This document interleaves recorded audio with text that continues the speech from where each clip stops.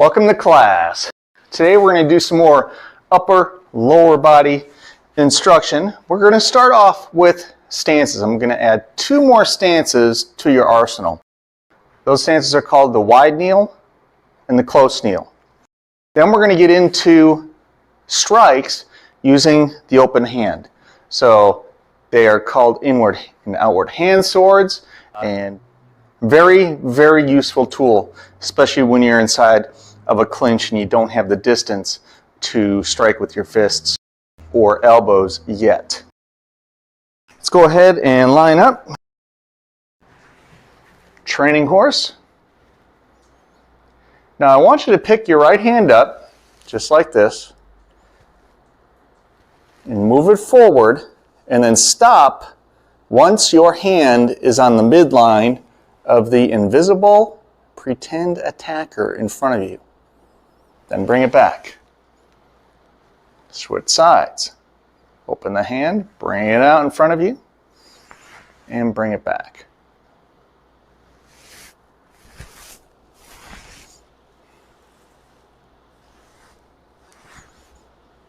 Don't come way out here. Just keep it right now. Drop your elbow down and try to keep your hand perpendicular to the floor.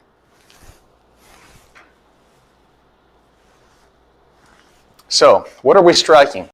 In Kenpo, we have a principle called the fitting principle, or the fitting concept.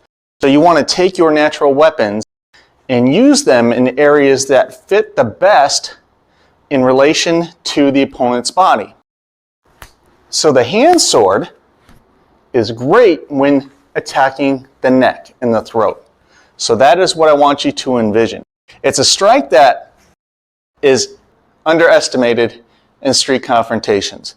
Now, people who know what they're doing have used the old chop successfully for a long time on the street. But most of the knockouts that I see that are a result of a hand sword to the neck are actually accidental. Because as human beings, we primarily want a club, and when we're not doing that, we're flailing. And a lot of these flailing actions end up with someone whipping their arm around, catching the bad guy or their opponent by accident, hitting them in the neck, and they drop. And people are like, oh my God, what happened?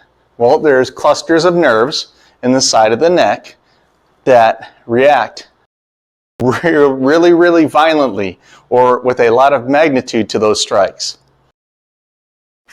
You can knock out someone very easily with an inward hand sword and an outward hand sword. Good old 1-2 to the side of the neck. But you have to practice the movement and develop your natural weapon. And the weapon is this part of your hand, the meaty portion of the hand. Bring everything together.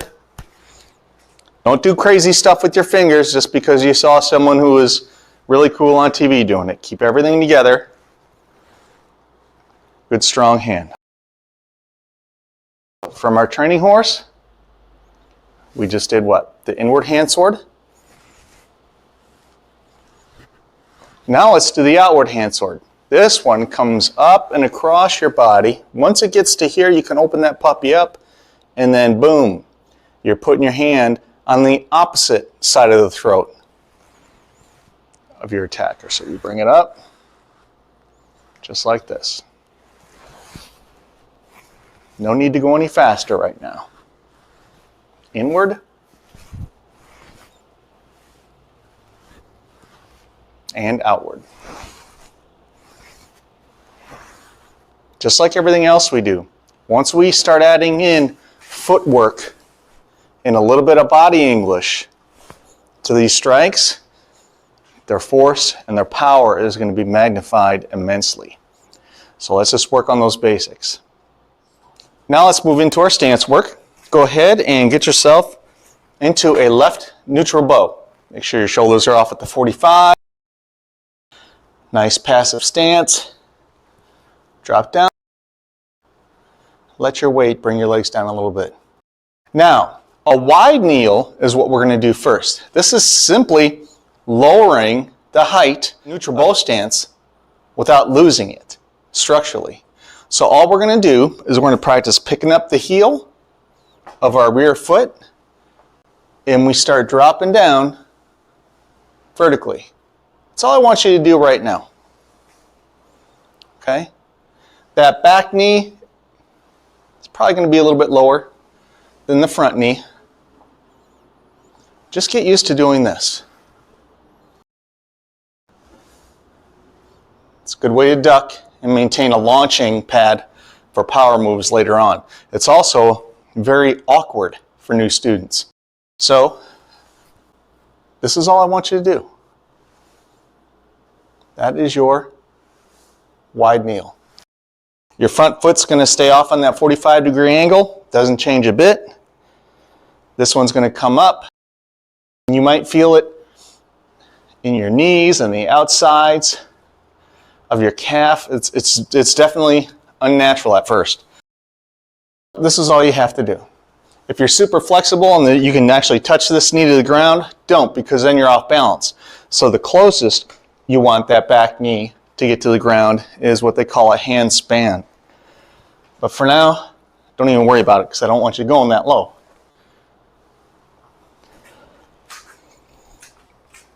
It's a great conditioning exercise.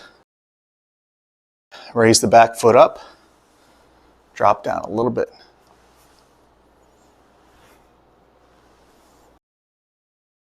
Just doing these little stance exercises and then holding them creates amazing strength in your lower body. Now we're going to move into a close kneel stance, and that evolves from a forward bow stance. So, step back into my neutral bow, turn into a forward bow. Now what I'm going to do, it's simply a forward bow, step, and kneel. Little half step. So when you take that step, you're going to come up on the ball of your foot and drop down. Neutral bow,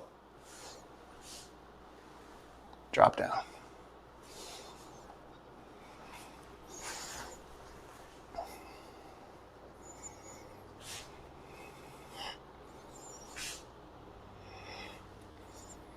Why would we do this? If you were standing next to somebody on the ground because they just slipped, maybe you threw them on the ground, and have another bad guy that you're looking at, but you kind of want to give them a little shin check to keep them down, you could actually slide up next to a person, use this close kneel, use your knee on top of their back, bump them back down